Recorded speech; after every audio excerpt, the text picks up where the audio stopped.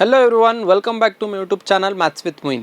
ಇವತ್ತು ನಾವು SSLC board ಕಡೆಯಿಂದ ಮಾಡೆಲ್ ಪೇಪರ್ಸನ್ನು ಬಿಟ್ಟಿದ್ದಾರೆ. ಆ ಮಾಡೆಲ್ ಪೇಪರ್ಸನ್ನು ಡಿಸ್ಕಷನ್ ಮಾಡೋಣ. ಸ್ಪೆಷಲಿ ಇವತ್ತು ಸೈನ್ಸ್ ಪಾರ್ಟಲ್ಲಿ ಮಾಡೆಲ್ ಪೇಪರ್ 1 ಸೈನ್ಸಲ್ಲಿ ಇರೋಂಥದ್ದು ಫಿಸಿಕ್ಸ್ ಪಾರ್ಟನ್ನು ನಾನು ಡಿಸ್ಕಷನ್ ಮಾಡೋಕ್ಕೆ ಹೋಗ್ತಿದ್ದೀನಿ. ನಿಮಗೆ ಇನ್ನೂ ಕೆಮಿಸ್ಟ್ರಿ ಮತ್ತು ಬಯೋ ಪಾರ್ಟು ಕೂಡ ಬೇಕು ಅಂದರೆ ಕಮೆಂಟ್ ಮಾಡಿ, ಖಂಡಿತ ಬರೋ ವಿಡಿಯೋಗಳಲ್ಲಿ ಅದನ್ನು ಕೂಡ ನಾನು ಎಕ್ಸ್ಪ್ಲೇನ್ ಮಾಡ್ತೀನಿ, ಯಾವ ಕ್ವಶನ್ಗೆ ಯಾವ ಆನ್ಸರು, ಯಾವ ರೀತಿಯಲ್ಲಿ ನೀವು ಆನ್ಸರನ್ನು ಬರೀಬೇಕು ಅಂತ.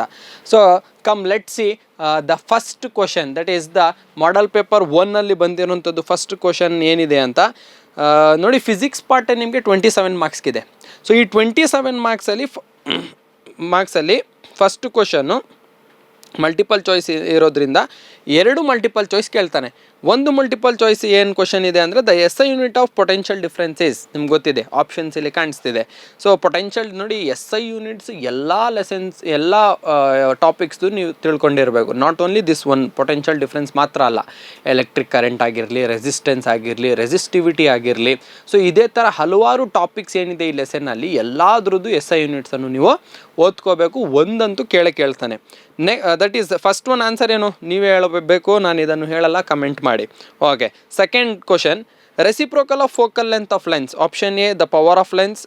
Option B, the radius of curvature of lens. Option C, the equal to the sum of the object distance and the image distance. Option D, equal to the difference between the object distance and the image distance. ನಿಮ್ಗೆ ಗೊತ್ತಿರೋ ಹಾಗೆ reciprocal of focal ಅಂತಂದರೆ power P is equal to 1/f ಇದೆ. So reciprocal of focal ಅಂತ ಏನಾಗುತ್ತೆ, power ಆಗುತ್ತೆ. So option A is correct, the power of lens. Next question number 3 ಏನಿದೆ, right the symbols of the following components. ನೋಡಿ, symbols, electrical symbols ಅನ್ನೋದು ತುಂಬ important. ಯಾವುದಾದ್ರೂ electrical symbol ನಿಮಗೆ ಎಕ್ಸಾಮಲ್ಲಿ ಕೇಳ್ಬೋದು. ಸೊ ಫಸ್ಟ್ ನಿಮಗೆ ಇಲ್ಲಿ ಡ್ರೈ ಸೆಲ್ ಮತ್ತು ರಿಯೋಸ್ಟಾಟ್ ಕೇಳಿದ್ದಾನೆ. ನಿಮ್ಗೆ ಗೊತ್ತಿದೆ, ಡ್ರೈ ಸೆಲ್ ಬಿಡಿಸ್ತೀರಾ, ಆಮೇಲೆ ರಿಯೋಸ್ಟಾಟ್ ಬಿಡಿಸ್ತೀರಾ, 1 ಮಾರ್ಕ್ಸ್ ಕೇಳಿದ್ದಾನೆ. ಸೊ ಇದೇ ರೀತಿಯಲ್ಲಿ ಒಂದಂತೂ ನ್ಯೂಮರಿಕಲ್ ನಿಮಗೆ ಸಿಂಬಲ್ಸ್ ಡ್ರಾ ಮಾಡೋವಂಥದ್ದು ವೆರಿ ಇಂಪಾರ್ಟೆಂಟು. ಎಲ್ಲ ಎಲೆಕ್ಟ್ರಿಕಲ್ ಸಿಂಬಲ್ಸ್ ನಿಮ್ಗೆ ಆ ಟೇಬಲಲ್ಲಿ ಏನು ಕೊಟ್ಟಿದ್ದಾನೆ, ಟೆಕ್ಸ್ಟ್ ಬುಕ್ಕಲ್ಲಿ ಏನಿದೆ, ಆ ಎಲ್ಲ ಎಲೆಕ್ಟ್ರಿಕಲ್ ಸಿಂಬಲ್ಸನ್ನು ನೀವು ಕಲ್ತ್ಕೊಳ್ಳಿ. ಫೋರ್ತ್ ಕ್ವಶನ್ ನೋಡಿ, ಇದು ವೆರಿ ಇಂಪಾರ್ಟೆಂಟ್ ಇದೆ.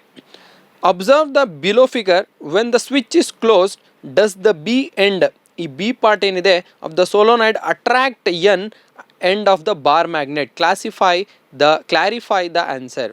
ನೋಡಿ, 1 ಮಾರ್ಕ್ಸ್ ಕ್ವಶನ್ ಕೇಳಿರೋಂಥದ್ದು, ಆದರೂ ಅಪ್ಲಿಕೇಶನ್ ಲೆವೆಲ್ ಕ್ವಶನ್ ಇದು. ನೋಡಿ, ಒಂದು ಸೋಲೋನೈಡಲ್ಲಿ ಕೀ ಕ್ಲೋಸ್ ಮಾಡಿದಾಗ ಕರೆಂಟ್ ಅಂತೂ ಫ್ಲೋ ಆಗುತ್ತೆ. ಸೊ ಈ ಸೋಲೋನೈಡಲ್ಲಿ ನೀವು ನೋಡುವಾಗ ಎ ಪಾಯಿಂಟ್ ಮತ್ತು ಬಿ ಪಾಯಿಂಟ್, ಬಿ ಎಂಡ್ ಎರಡೂ ಇದೆ. ಈ ಕಡೆ ಒಂದು ಬಾರ್ ಮ್ಯಾಗ್ನೆಟನ್ನು ಇಟ್ಟಿದ್ದಾರೆ. ಸೊ ಈಗ ಈ ಬಾರ್ ಮ್ಯಾಗ್ನೆಟ್ ಮತ್ತು ಸೋಲೋನೈಡ್ ಅಟ್ರಾಕ್ಟ್ ಆಗುತ್ತಾ, ರಿಪ್ಪಲ್ ಆಗುತ್ತಾ ಅನ್ನೋದು ನೀವು ನೋಡಬೇಕು. ಯಾವ ರೀತಿಯಲ್ಲಿ ಡೈರೆಕ್ಷನ್ ಆಫ್ ಮ್ಯಾಗ್ನೆಟಿಕ್ ಫೀಲ್ಡನ್ನು ಕಂಡುಹಿಡಿತೀರಾ? ರೈಟ್ ಹ್ಯಾಂಡ್ ಥಂಬ್ ರೂಲ್ ಪ್ರಕಾರ if you are using the right hand thumb rule, ನಿಮಗೆ normal straight current carrying conductor ಇದ್ದಾಗ ಡೈರೆಕ್ಷನ್ ಆಫ್ ಕರೆಂಟ್ ನಿಮ್ಮ ಥಂಬ್ ತೋರಿಸುತ್ತೆ, curled finger will show the direction of magnetic field. ಅದೇ ಸೋಲೋನೈಡಲ್ಲಿ ಇದ್ದಾಗ ಸೋಲೋನೈಡ್ ಇದ್ದು turnings ಇದೆಯಲ್ಲ, ಈಗ ನೋಡಿ ಇಲ್ಲಿ ಸೋಲೋನೈಡ್ದು ಟರ್ನಿಂಗ್ಸ್ ಇದೆ, ಕರೆಂಟ್ ಯಾವ ಥರ ಫ್ಲೋ ಆಗುತ್ತೆ, ಈ ಥರ ಫ್ಲೋ ಆಗುತ್ತೆ. ಸೊ ಕರೆಂಟ್ ಈ ಥರ ಫ್ಲೋ ಆದಾಗ ನನ್ನ ಸೋಲೋನೈಡನ್ನು ಏನಾದರೂ ಕೈಯಲ್ಲಿ ಇಟ್ಕೊಂಡ್ರೆ ಈ ಥರ, ಸೊ ಈ ಟರ್ನಿಂಗ್ಸ್ ಎಲ್ಲ ಏನಿದೆ, ಈ ಕರ್ಲ್ಡ್ ಫಿಂಗರ್ಸ್ ಏನಿದೆ, ಇದೆಲ್ಲ ನಂದು ಸೋಲೋನೈಡ್. ಓಕೆನಾ? ಸೊ ಈ ಥಂಬ್ ಯಾವ ಡೈರೆಕ್ಷನ್ ತೋರಿಸುತ್ತೆ ಅಂದರೆ ಟುವರ್ಡ್ಸ್ ದ ನಾರ್ತ್ ಪೋಲ್ ತೋರಿಸುತ್ತೆ. ಥಂಬ್ ಯಾವ ಡೈರೆಕ್ಷನ್ ತೋರಿಸುತ್ತೆ, ನಾರ್ತ್ ಪೋಲ್.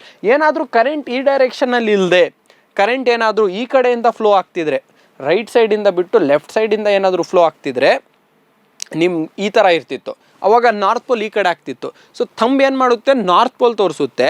ಬಟ್ ಅದೇ ಈ ಕಡೆ ಆಪೋಸಿಟ್ ಎಂಡ್ ಏನು ಮಾಡುತ್ತೆ, ಸೌತ್ ಪೋಲ್ ತೋರಿಸುತ್ತೆ. ಸೊ ಈಗ ಸೋಲೋನೈಡ್ ಈ ಥರ ಇರೋದ್ರಿಂದ ನಿಮ್ಗೆ ಏನಾಗುತ್ತೆ ಅಂದರೆ ನಾರ್ತ್ ಪೋಲ್ ಯಾವ ಕಡೆ ಆಗುತ್ತೆ, ಈ ಕಡೆ ಆಗುತ್ತೆ. ಆ್ಯಂಡ್ ಇಲ್ಲೇ ಬಾರ್ ಮ್ಯಾಗ್ನೆಟ್ ಇರೋದ್ರಿಂದ ನಾರ್ತ್ ಮತ್ತು ನಾರ್ತ್ ಏನಾಗುತ್ತೆ, ರಿಪ್ಪಲ್ ಆಗುತ್ತೆ.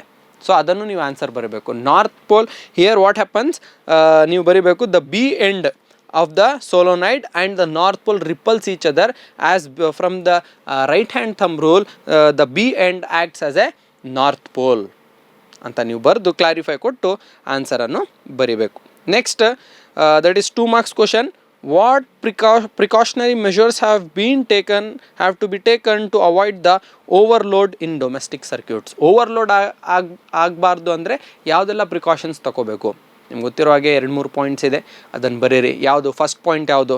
V should avoid the connecting too many appliances to a single socket. We should not connect the high capacity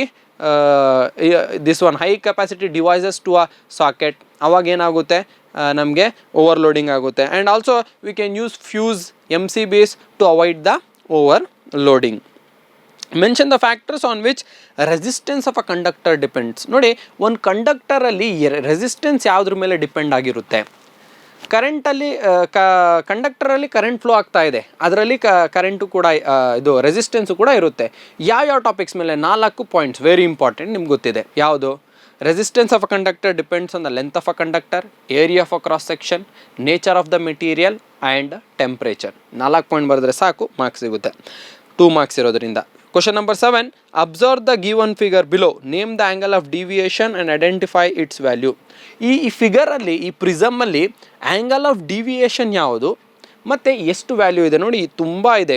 ಈ ಪ್ರಿಸಮ್ ನೀವು ಓದುವಾಗ ಪ್ರಾಕ್ಟೀಸ್ ಮಾಡುವಾಗಲೇ ನೀವು ಏನು ನೋಡ್ಕೋಬೇಕು ಅಂದರೆ, ಇಲ್ಲಿ ಇನ್ಸಿಡೆಂಟ್ ರೇ ಯಾವುದು, ಎಮರ್ಜೆಂಟ್ ರೇ ಯಾವುದು, ರಿಫ್ರ್ಯಾಕ್ಟೆಡ್ ರೇ ಯಾವುದು ಎಲ್ಲ ನೋಡ್ಕೋಬೇಕು. ಆ್ಯಂಗಲ್ ಆಫ್ ಇನ್ಸಿಡೆನ್ಸ್ ಯಾವುದು, ಆ್ಯಂಗಲ್ ಆಫ್ ರಿಫ್ರ್ಯಾಕ್ಷನ್ ಯಾವುದು, ಆ್ಯಂಗಲ್ ಆಫ್ ಡಿವಿಯೇಷನ್ ಯಾವುದು, ಇದೆಲ್ಲ ನೀವು ಫಸ್ಟೇ ನಾರ್ಮಲಾಗಿ ಕಲ್ತಿದ್ರೆ ಈ ಫಿಗರ್ ವೆರಿ ಈಸಿ ಆಗುತ್ತೆ. ಇನ್ಸಿಡೆಂಟ್ ರೇ ಯಾವಾಗ ಎಮರ್ಜೆಂಟ್ ಆಗುತ್ತೆ, the angle between the incident ರೇ ಆ್ಯಂಡ್ ದ ಎಮರ್ಜೆಂಟ್ ರೇ is known as the angle of deviation. ಅದು ಈ ಫಿಗರಲ್ಲಿ ನೀವು ನೋಡುವಾಗ ದಟ್ ಈಸ್ 38 ಡಿಗ್ರಿ ಇದೆ. So answer is 38 degree. Next is question number 8. 3 marks question. Mention any 2 symptoms of myopic eye. How can this defect be rectified? Myopic eye andre what is myopic eye? Myopia andre enu? Short sightedness. A person can see the nearby objects clearly but cannot see the far objects, distant object. ಯಾವ ರೀತಿಯಲ್ಲಿ ಏನಕ್ಕಾಗುತ್ತೆ ಇದೆಲ್ಲ? The for point ಏನಾಗಿರುತ್ತೆ, retina ಮೇಲೆ fall ಆಗಲ್ಲ, focus ಏನಾಗಿರುತ್ತೆ ಅಂದರೆ ಇನ್ನೂ ಹತ್ತಿರ ಬಂದಿರುತ್ತೆ. Elongation of eyeball first point. Second point ಏನಂತ ಬರಿಬೋದು?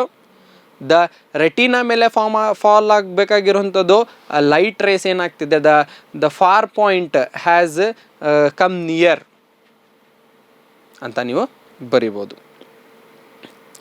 ಯಾವುದರಿಂದ ರೆಕ್ಟಿಫೈ ಮಾಡ್ತೀರಾ ಇದನ್ನು? 3 ಮಾರ್ಕ್ಸ್ ಕ್ವಶನ್ ಇದು ಎಲ್ಲ. ನೋಡಿ, ನೀವು ಫಸ್ಟ್ ಬಿಟ್ಬಿಡ್ತೀರಾ 3 ಮಾರ್ಕ್ಸ್ ಕ್ವಶನ್. ಯಾವ ರೀತಿಯಲ್ಲಿ, how you are going to use, what you are going to use? You are going to use concave lens to rectify this type of defect. Next, what is power of accommodation? 3 marks question ಇರೋದ್ರಿಂದ A-B question 2 ಇದೆ. Next, what is power of accommodation?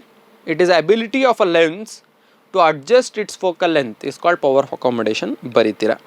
Explain an activity of ಅಬ್ಟೈನಿಂಗ್ magnetic field lines around a bar magnet using a compass needle. ಒಂದು activity explain ಮಾಡಿ ಯಾವ ರೀತಿಯಲ್ಲಿ ನೀವು magnetic field lines, ಒಂದು bar magnet ಸುತ್ತ magnetic field, ಇದು text ಬುಕ್ಕಲ್ಲಿದೆ already activity. ನೀವು ಇದನ್ನು ಆರಾಮಾಗಿ ನೋಡಿ ಬರೀರಿ. ಯಾವ ರೀತಿಯಲ್ಲಿ ಒಂದು ಕಾಂಪಸ್ ತೊಗೋತೀರಾ, ಒಂದು ಮ್ಯಾಗ್ನೆಟ್ ತೊಗೋತೀರಾ, ಅದ್ರ ಸುತ್ತ ಯಾವಾಗ ನಿಮಗೆ ನಾರ್ತ್ ಅಟ್ರಾಕ್ಟ್ ಆಗುತ್ತೆ ಒಂದು ಡ್ರಾ ಮಾಡ್ಕೋತೀರಾ, ನೆಕ್ಸ್ಟ್ ಜಾಗ ಚೇಂಜ್ ಮಾಡ್ತೀರಾ. ಈ ಒಂದು ಎಕ್ಸ್ಪೆರಿಮೆಂಟನ್ನು ನೀವು ಅದರಲ್ಲಿ ಬರಿಬೇಕು. ಈ ಎಕ್ಸ್ಪೆರಿಮೆಂಟನ್ನು ನೀವು ಬರೀರಿ. ನೆಕ್ಸ್ಟ್ ಕ್ವಶನಲ್ಲಿದೆ same next current carrying conductor ಒಂದು kept in the magnetic field experience a mechanical force. ನಿಮಗೆ ಶೂ ಹಾರ್ಸ್ ಇದ್ದಿದೆಲ್ಲ ಎಕ್ಸ್ಪೆರಿಮೆಂಟ್, ಅದು mechanical force. Fleming's left hand rule use ಮಾಡಿದಾಗ, Fleming's left hand rule use ಮಾಡಿ ಯಾವ ರೀತಿಯಲ್ಲಿ ಫೋರ್ಸ್ ಕಂಡಕ್ಟರ್ ಮೇಲೆ act ಆಗ್ತಿದೆ ಅನ್ನೋದು ಎಕ್ಸ್ಪೆರಿಮೆಂಟ್ ಟೆಕ್ಸ್ಟ್ ಬುಕ್ಕಲ್ಲಿದೆ ಮತ್ತು ಆನ್ಸರು ಕೂಡ ಇದೆ.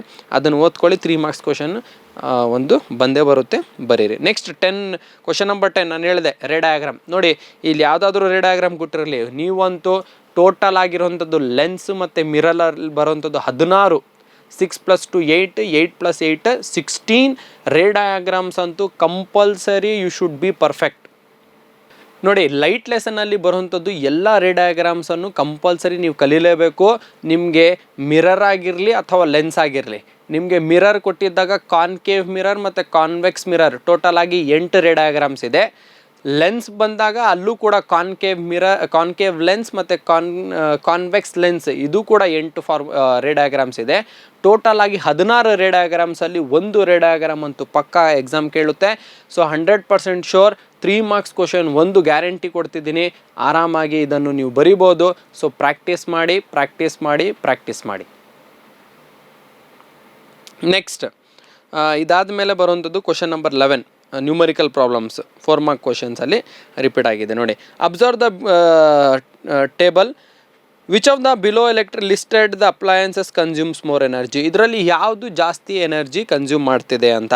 ನಿಮಗೆ ಟಿ ವಿ ಎಲೆಕ್ಟ್ರಿಕ್ ಪವರ್ ಕೊಟ್ಟಿದ್ದಾನೆ, ಟೈಮ್ ಕೊಟ್ಟಿದ್ದಾನೆ. ನಿಮ್ಮ ಫಾರ್ಮುಲಾ ಗೊತ್ತಿದೆ, ಎನರ್ಜಿ ಕ್ಯಾಲ್ಕುಲೇಟ್ ಮಾಡೋದು E = P × T, that is power into time. Power ಕೊಟ್ಟಿದ್ದಾನೆ 250 × 4 2000 ಎಷ್ಟಾಗುತ್ತೆ ನೋಡಬೇಕು, ಚೆಕ್ ಮಾಡಬೇಕು. 250 × 4 ಎಷ್ಟಾಗುತ್ತಪ್ಪ? 1000 ಆಗುತ್ತಾ? ಎಸ್, 1000 ನಿಮಗೆ ಜೌಲ್ಸ್ ಅಷ್ಟು ಎನರ್ಜಿ ಇಲ್ಲಿ ಬೇಕಾಗುತ್ತೆ. ಟೋಸ್ಟರ್ಗೆ ಬಂದಾಗ ಟೋಸ್ಟರ್ 1200 × 1, ಸೊ ಅದು ಏನಾಗುತ್ತೆ 1200 ಇರುತ್ತೆ. ಸೊ ದೇರ್ ಫಾರ್ ಇಲ್ಲಿ 1 ಕಿಲೋ ಜೌಲ್ ಆಫ್ ವರ್ಕ್ ಇಲ್ಲಿ ಏನಿದೆ ನಿಮಗೆ ಬೇಕಾಗುತ್ತೆ, ಇಲ್ಲಿ ವ್ಯಾಟ್ ಅವರ್ ಅಂತ ಆಗುತ್ತೆ. ಇಲ್ಲಿ ಇನ್ನೊಂದು ಕಡೆ ನಿಮಗೆ ನೋಡಿದಾಗ 1 watt hour, 1 kilo watt hour ನಿಮಗೆ ವರ್ಕ್ ಆಗುತ್ತೆ. ಸೊ ಎರಡರಲ್ಲಿ ಜಾಸ್ತಿ ಎನರ್ಜಿ ಯಾವ್ದು ಕನ್ಸ್ಯೂಮ್ ಮಾಡ್ತಿದೆ? That is the toaster. So you are going to write the answer toaster. ಏನಕ್ಕಂದರೆ 1200 ವ್ಯಾಟ್ ಅವರ್ದು ಎನರ್ಜಿ ಅದು ಕನ್ಸ್ಯೂಮ್ ಮಾಡ್ತಾ ಇದೆ. Option B, 2 ohm and 4 ohm resistors are connected in parallel. First 2 ohm ಮತ್ತು 2 ohm ಮತ್ತು 6 ohm parallel ಕನೆಕ್ಷನಲ್ಲಿ ಮಾಡಿದ್ದಾರೆ. ಯಾವ formula use ಮಾಡ್ತೀರಾ? 1/Rp = 1/R1 + 1/R2 formula use ಮಾಡ್ತೀರಾ.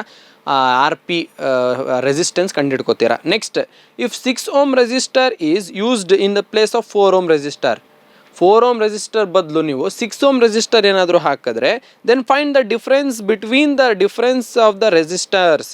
ಈಗ ನೋಡಿ, ಫಸ್ಟು ಒಂದು ಕನೆಕ್ಷನಲ್ಲಿ 2 ohm ಮತ್ತು 4 ohmದು ಪ್ಯಾರಲಲ್ ಕನೆಕ್ಷನ್ ಒಂದು ಕಂಡುಹಿಡ್ಕೋತೀರಾ. ಈ 4 ohm ಜಾಗದಲ್ಲಿ ಇನ್ನೊಂದು 6 ohm ಹಾಕಿ ಈ ಪ್ಯಾರಲಲ್ ಕನೆಕ್ಷನ್ದು ರೆಸಿಸ್ಟೆನ್ಸ್ ಕಂಡುಹಿಡ್ಕೋತೀರಾ. ಈ ಎರಡರದ್ದು ಮೈನಸ್ ಅಂದರೆ ಸಬ್ಟ್ರಾಕ್ಷನ್ ಡಿಫ್ರೆನ್ಸ್ ಕಂಡುಹಿಡಿಬೇಕು, ಅದೆಷ್ಟು ಅಂತ ಅದನ್ನು ನೀವು ಬರೀರಿ. ಇಲ್ಲಿ ಆಲ್ರೆಡಿ ಡಿಸ್ಪ್ಲೇ ಆಗ್ತಿದೆ ಅಂತ ನೋಡ್ಕೊಳ್ಳಿ. ನೆಕ್ಸ್ಟ್ ಆರ್ ಕ್ವಶನ್ ಇದರಲ್ಲೇ ಇದೆ. 350 watt bread toaster is used 6 hours a day. Okay, and again 250 watt iron box is used for 4 hours a day. If these appliances are used for 30 days, then calculate the total cost of energy consumption at the rate of 4 rupees for 1 kilowatt hour. ಒಂದು question ಅಂತೂ ಈ ಥರ amount ವಿಚಾರದಲ್ಲಿ ಕೇಳ್ತಾನೆ ಎಕ್ಸಾಮಲ್ಲಿ. Find out the amount, ಎಷ್ಟು amount consume ಆಗಿದೆ ಅಂತ. ಸೊ ನೀವೇನು ಮಾಡಬೇಕು ಅಂದರೆ, ಫಸ್ಟ್ ನಿಮ್ಗೆ ಇಲ್ಲಿ ಆಲ್ರೆಡಿ ಮೇಲೆ ಮಾಡಿದ್ರಲ್ಲ ಅದೇ ಫಾರ್ಮುಲಾ ಯೂಸ್ ಮಾಡಿ ಫೈಂಡ್ ಔಟ್ ಮಾಡಬೇಕು. ನಿಮಗೆ ಆಲ್ರೆಡಿ ಪವರ್ ಕೊಟ್ಟಿದ್ದಾನೆ, ಆಮೇಲೆ ಟೈಮು ಕೂಡ ಕೊಟ್ಟಿದ್ದಾನೆ. So you are going to get the energy. First energy of bread ಈ ಕ್ಯಾಲ್ಕುಲೇಟ್ ಮಾಡ್ತೀರಾ, P × T, ದಟ್ ಈಸ್ 350 × 6. ಆಮೇಲೆ 250 × 4 ಅಂತ ನೀವು ಕ್ಯಾಲ್ಕುಲೇಟ್ ಮಾಡಿದಾಗ ನಿಮಗೆ ಟೋಟಲ್ ಬ್ರೆಡ್ ಟೋಸ್ಟರ್ದು ಮತ್ತು ಐರನ್ ಬಾಕ್ಸ್ ಎರಡರದ್ದು ಎನರ್ಜಿ ಸಿಗುತ್ತೆ. ಎರಡನ್ನು ಆ್ಯಡ್ ಮಾಡ್ತೀರಾ, ಟೋಟಲ್ ಎನರ್ಜಿ ಸಿಗುತ್ತೆ. ಟೋಟಲ್ ಎನರ್ಜಿ ಫಾರ್ 30 days ನಿಮಗೆ ಕೇಳ್ತಿರೋದ್ರಿಂದ you are going to multiply it and for the 4 rupees 1 kilo watt ಅವರ್ಗೆ 4 rupees ಅಂದರೆ you are going to multiply and you are going to get the answer as it is been displayed. Next, a fan having the power 880 watt is connected to a source of potential difference 220 volt in an electric circuit. Calculate the electric current and electric resistance. ನಿಮಗೆ power ಕೊಟ್ಟಿದ್ದಾನೆ, potential difference ಕೊಟ್ಟಿದ್ದಾನೆ. ನೀವು ಇಲ್ಲಿ find out ಮಾಡಬೇಕಾಗಿರೋದೇನು? ನೀವು find out ಮಾಡಬೇಕಾಗಿರೋದು electric current ಮತ್ತು electric resistance. ನಿಮಗೆ P = VI ಫಾರ್ಮುಲಾಯಿಂದ ನಿಮಗೆ ಕರೆಂಟ್ ಸಿಗುತ್ತೆ, ಮತ್ತು V = IR ಫಾರ್ಮುಲಾಯಿಂದ ನಿಮಗೆ ಪೊಟೆನ್ಷಿಯಲ್ ಇದು ಎಲೆಕ್ಟ್ರಿಕ್ ರೆಸಿಸ್ಟೆನ್ಸ್ ಸಿಗುತ್ತೆ. ಸೊ ಕ್ಯಾಲ್ಕುಲೇಟ್ ಮಾಡಿ, ಫೈಂಡ್ ಔಟ್ ಮಾಡಿ, ಆನ್ಸರನ್ನು ಕಮೆಂಟ್ ಮೂಲಕ ತಿಳಿಸಿ. Question number 12, state the loss of refraction of light. Reflection ಮತ್ತು ರಿಫ್ರಾಕ್ಷನ್ ಕನ್ಫ್ಯೂಸ್ ಆಗಕ್ಕೆ ಹೋಗ್ಬೇಡಿ, ಎರಡು ಲಾಸ್ ಇದೆ. ರಿಫ್ರಾಕ್ಷನ್ ಆಫ್ ಲೈಟ್ ಅದನ್ನು ಬರೀರಿ. Mention any two difference between convex and concave mirror. Convex mirror and convex lens. Sorry, ಇಲ್ಲಿ question ನಿಮಗೆ ನೋಡಿ ಇಂಪಾರ್ಟೆಂಟ್, ಇದು ಕರೆಕ್ಟಾಗಿ ನೋಡ್ಕೊಳ್ಳಿ. ಕಾನ್ವೆಕ್ಸ್ ಮಿರರ್ ಮತ್ತು ಕಾನ್ವೆಕ್ಸ್ ಲೆನ್ಸ್ ಕೇಳಿರೋದು. ಮಿರರ್ ಮತ್ತು ಲೆನ್ಸ್ ಮಧ್ಯದಲ್ಲಿರೋದು ಡಿಫ್ರೆನ್ಸ್ ಕೇಳಿದೆ ನೀವು. ಆಮೇಲೆ ಕಾನ್ವೆಕ್ಸ್ ಮಿರರ್ ಮತ್ತು ಕಾನ್ಕೇವ್ ಮಿರರ್ ಬರೆಯೋಕ್ಕೆ ಹೋಗಬೇಡಿ. ಕಾನ್ವೆಕ್ಸ್ ಮಿರರ್ ಹೇಗಿರುತ್ತೆ, ಕಾನ್ವೆಕ್ಸ್ ಲೆನ್ಸ್ ಹೇಗಿರುತ್ತೆ, ಲೆನ್ಸು ಮತ್ತು ಮಿರರ್ದು ಡಿಫ್ರೆನ್ಸ್ ಬರೀಬೇಕು. ಸ್ಪೆಷಲಿ ಕಾನ್ವೆಕ್ಸ್ದು 4 ಪಾಯಿಂಟ್ಸ್ ಬರೀರಿ. You are going to get the 2 marks. 4 points ಅಂತೂ ಮಿನಿಮಮ್ ಬರೀಲೇಬೇಕು. Okay, so this was about the physics part. I hope you have understood till here. ಇದರಲ್ಲಿ ಏನಾದರೂ ಡೌಟ್ ಇದ್ದರೆ ಕಮೆಂಟ್ ಮಾಡಿ. ಆ್ಯಂಡ್ ಕೆಮಿಸ್ಟ್ರಿ ಮತ್ತು ಬಯೋ ಪಾರ್ಟು ಕೂಡ ಇದರಲ್ಲಿದೆ. ನೀವು ಕಮೆಂಟ್ ಮಾಡಿ ತಿಳಿಸಿದ್ರೆ ಖಂಡಿತ ಇನ್ ಕಮಿಂಗ್ ವಿಡಿಯೋ ಅಲ್ಲಿ ನಾನು ಈ ಪಾರ್ಟ್ಸನ್ನು ಕೂಡ ಎಕ್ಸ್ಪ್ಲೇನ್ ಮಾಡ್ತೀನಿ.